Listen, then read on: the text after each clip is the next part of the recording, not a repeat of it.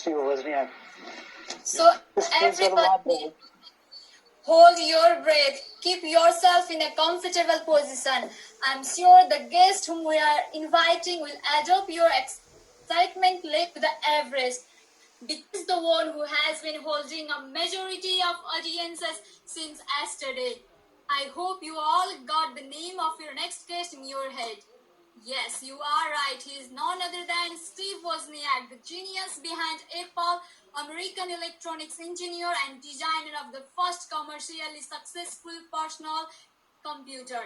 He is here to share his ideas and experiences and tell about his exciting life. We are very much excited to host him and learn from his inspiring journey in forging a pioneer of innovation in human history. So let's welcome Steve Wozniak on this platform. Also, we want to thank him for accepting our invitation. Please welcome, sir. Thank you so much. It's quite an honor to address a group like this. I've been to a lot of hackathons and addressed them, and that's more important than a lot of business things to me, because my own life, the fun and enjoyment, I always believed you should have a lot of fun when you're doing product work.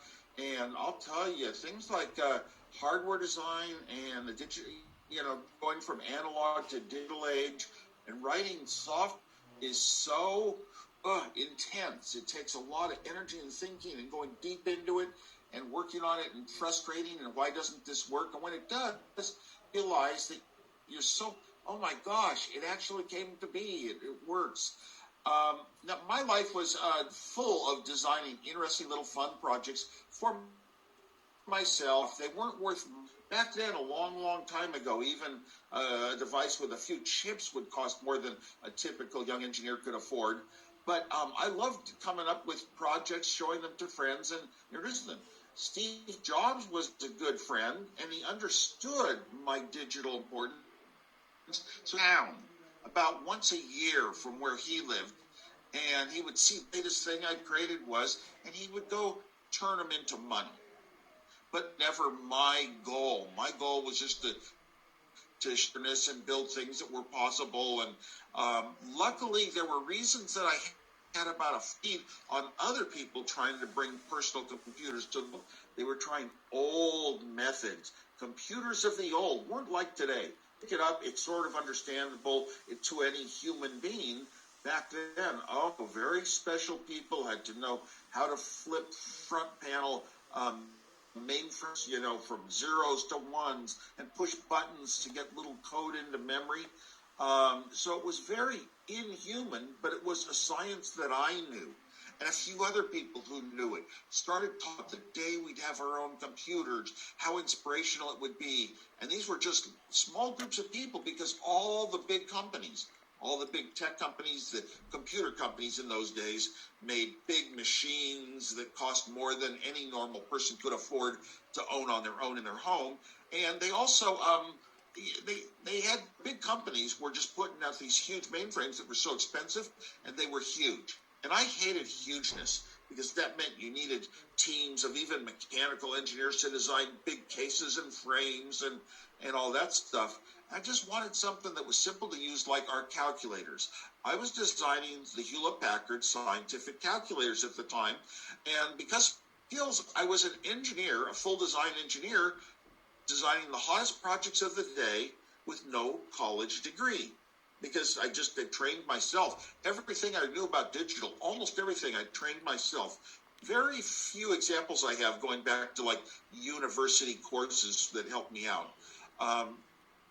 But it wasn't so much that I knew that was important, because I wound up in my life teaching for 8 years when students did not have computers in school. Early students, young students did not have computers in school. It was so special. It hadn't yet come to that age group. And I decided to teach how to use computers for all of your normal schoolwork. And in years of teaching, and believe me, it was a full-time job. My course was 200 hours per year, and I taught multiple classes on different days. This was an intense effort of mine in my life, but I found out it wasn't that important what I taught. what you teach could be in books or whatever. It was more important to make things so fun that the young wanted to do this, that they enjoyed it. It was, the highlight of their the days that they came to class during the week. Motivation, wanting to do things is more important than necessarily knowledge and skills. Of course, I couldn't get anywhere, didn't have the skills to do what I did if I hadn't spent my whole life. I was 10 years old working, trying to build projects for science fairs, and over the number of hours you put in, sitting down on paper, closing my room door every weekend. I was not social, didn't really have school friends, but I'd come home on the weekend, every weekend, and I'd take a computer, study its architecture, study the insides of it, and then I'd sit down and design the chips that would make it work, even though I could never afford to build these little mini computer type projects. So money was a key factor.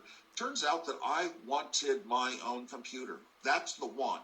Wanting is more important than knowledge even. I told my father in high school that I would someday own a 4K computer. Why 4K? 4K of memory, 4K bytes, was enough to have a computer programming language where you could sit down and type programs in the way I've been able to on other computers. And I wanted my own. My father said it cost as much as a house. So I looked back, I said, I'll live in an apartment. I was going to have a computer over a house just because I knew how they worked. I didn't have real friends that did it with me, or teachers, or parents, or anything. I just did it all alone. But it was my love in life, and I was lucky to know who I was and what I wanted. Eventually, I did build a little computer with switches for ones and zeros, and that was 5 years before Apple.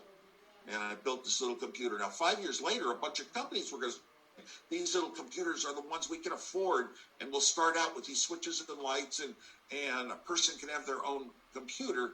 But it wasn't really like a usable computer. You needed the whole package, sit down, type in. And because of other projects I'd worked on for fun, video games drove me. I've always had a life of loving fun and loving games, and I had designed games like Breakout for Atari.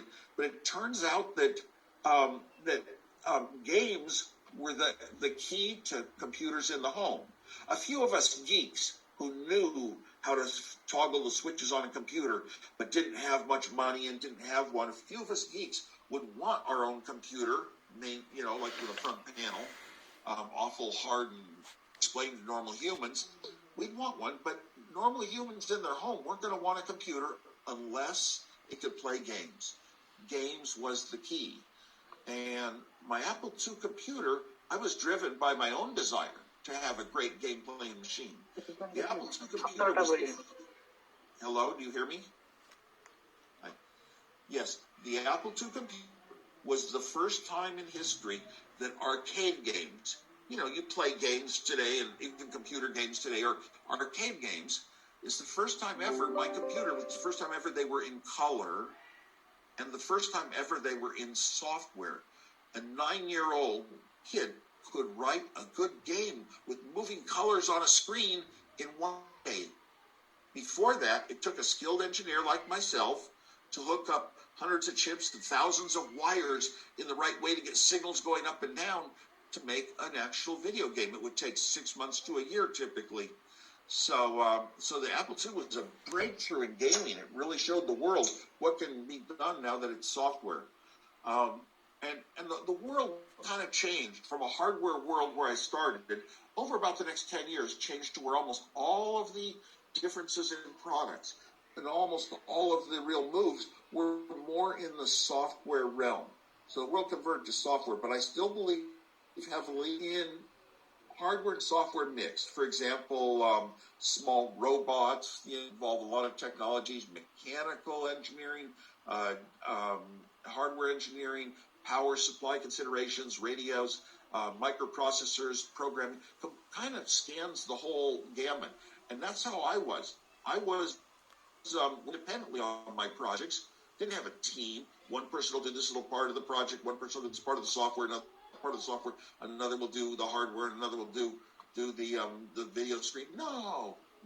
I just did everything myself, conceptualized ideas, worked on paper just like you do in your projects, trying to achieve programs in a hackathon. And it was like my drive. And I'd sit down on paper and work out where the chips were. And I'd get a breadboard and I'd plug the right chips in. I had access to chips working for Hewlett Packard. And plug in the chips and solder every wire in place and mark them off on my paper designs. And then I'd write the software. I'd do the testing with oscilloscopes and all that, and all the hardware stuff. And then I'd write the software that would make it work. I didn't have a computer, some software behind it. You turn it on, and I wanted it to instantly work like later does. You turn the calculator on, and it just worked. And you could type human-like things, 5, 4, plus, 6, equals. I wanted that type of computer. And fortunately, I had discovered the way that I had no money. And having no money, no savings accounts of money or anything, and neither did Steve Jobs when we started Apple, by the way. This was just bootstrapped from nothing. But having no money forced me to always think out, how can I come up with some solution that I myself can afford? Secondarily, I also took on projects that I had never done before. Everything was brand new. Every single advancement I made for the early Apple days and Apple projects and the computers themselves, and then also a lot of apps and introducing them to other languages. I did one in Arabic once. I did a PAL computer. Every project I ever did in my life was just so meaningful to me. But I had never done these things before. So I would think of an idea. Here's something I could build. I know how to do the hardware with chips. And how can I think up a method? My brain, I came up with tricks to use very few parts to get the job done, because very few parts was partly related to having no money. And how can I be cleverer than other people? And I developed these talents back in high school. So when it came to the Apple days, it was put together an idea, but try to think out what is the fewest parts that will get it done, the shortest steps, start to end. And that's what I would do. And my projects often came out with so many fewer parts and simpler and doing a lot more than other projects, only because I didn't know how to do it already. If you know how to do something already, maybe you've been taught how in a book, you're going to have the same solution as everyone else. And I always wanted to go off in my own direction, because I wasn't socialized. I didn't have the normal sets of friends and things like that. I was proud to be a geek. And so I support especially geeks and techies to this day. Now, that sort of summarizes, you can kind of get an idea of why all these little projects I'm doing on my own, I did them so I could show them off at a computer club. And that was like this hackathon. You've got a lot of friends doing the same things, interested in the same things. It's like going to a concert. You're listening to the same music. You're sharing emotions. And at the computer club, I could come out of my shell where I could talk to people. I would demonstrate my computer. This is before Steve Jobs even knew it existed. And I would demonstrate it. And people surround me and ask questions, and I could talk to them because I was sort of the master. It was my own project. And that was sort of the life I led. But I'll tell you, if it weren't for the club, I just wouldn't have had the motivation to do the important things I did. Now, when we started Apple, these people that were around me, like those around you at a hackathon, we're talking about ideas, we're sharing ideas, taking approaches. Those people that came into Apple in early days, I had met them in the club, some of them when they were in high school. Others had a couple of technical skills and really helped me a lot with my projects. And I went back when Apple made it really big. I said, wait a minute, I never did this to get rich and make a lot of money. No, I just wanted to bring computers to the world. Why do I have more money, kind of like for doing nothing after it started? I have more than I could ever use in my life. So I gave away tens of millions of dollars of my stock to a few early people that I felt were founders. And I gave away tens of millions of dollars of my stock to about 80 other employees. They worked for Apple. They worked for our company. And they should have some benefit too. And each one of them got pretty much a house. And that's just the way I thought. To this day, I just will not let success and accomplishment and making money and power, I wouldn't ever turn it over and try to have more power over other people. I want to be like everyone else, like all you hackathon participants. I went to a hackathon a couple of years ago. It was in Saudi Arabia. And at the hackathon, this was before the journalist got murdered. And you know what? I addressed this audience. I was on a panel. They paid a lot of money to panelists like myself and Jimmy Wales of Wikipedia and others. And we just were on panel for like an hour in front of all these white, suited, wealthy sponsors, and with all the kids in the hackathon, the world's largest hackathon. We're up and down the aisles on the side on tables, and they didn't get to participate and hear our presentation. And I went and I thought, after it was over, I said, wait a minute, I want to be with the people who are my people, the hackathon people. So I canceled my flight to Japan from the next day till the day after, and I went back to the event, walked up and down the aisles of, the working tables and met all the people that were there hackathons, because those were my kind of people. And that's one of the reasons I'm glad to address you now.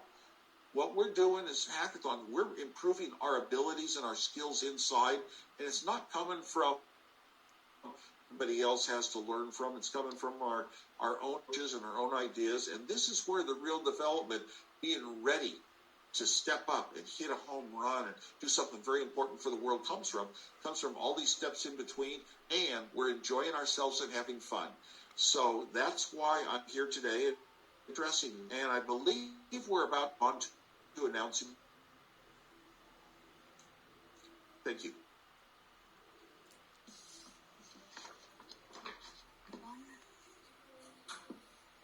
All right, I'm again here. Thank you so much, sir, for sharing your inspiring experiences with us, and also thank you so much for your valuable time. It was great to hear from you, and I'm sure everybody loved it and will get much inspiration from his life. Thank you so much, sir. Still, we have the presentations from our participants. Now we will continue with the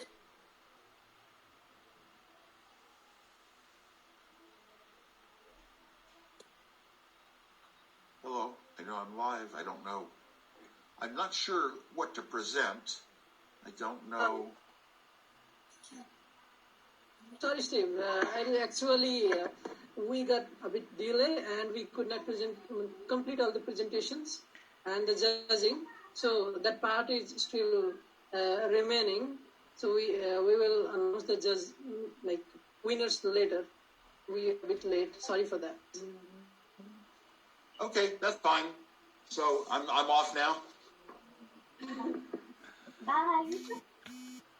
Well, Camera by the Tolerate camera.